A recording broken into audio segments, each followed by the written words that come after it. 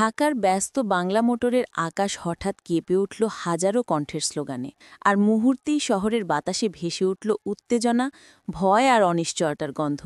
শুক্রবার ১২ সেপ্টেম্বর দুপুর ২:৩০টার দিকে রাজধানীর প্রাণকেন্দ্র বাংলা মোটরে নিষিদ্ধ ঘোষিত আওয়ামী লীগের শত শত নেতাকর্মী হঠাৎ জড়ো হন।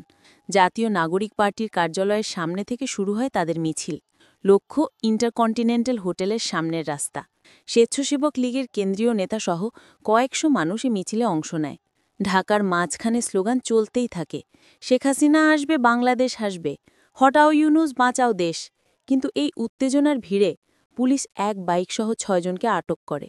আটক হওয়া কর্মীদের পরিবার এখনও দুশ্চিন্তায়। কেউ ফোন ধরছে না, কেউ জানাচ্ছে না তারা কোথায় আছে। মায়ের চোখে শুধু আতঙ্ক, আমার ছেলে কি আবার ঘরে ফিরবে তো?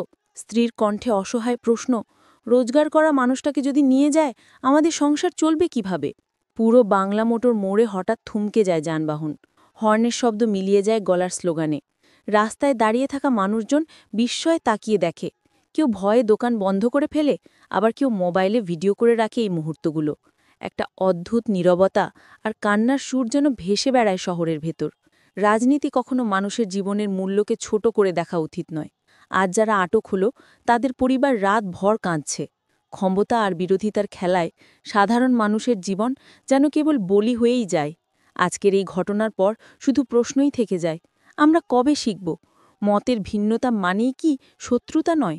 বাংলা মোটরের রাস্তায় যারা হাঁটছিল, তাদের চোখের ভয় আর অশ্রু আজ ইতিহাসে আরেকটি দাগ হয়ে রইল। এই ঘটনার প্রতি আমরা জানাই গভীর সহমর্মিতা, আর কামনা করি হোক না আগামী দিনের রাজনীতি আরও মানবিক, আরও শান্তিপূর্ণ।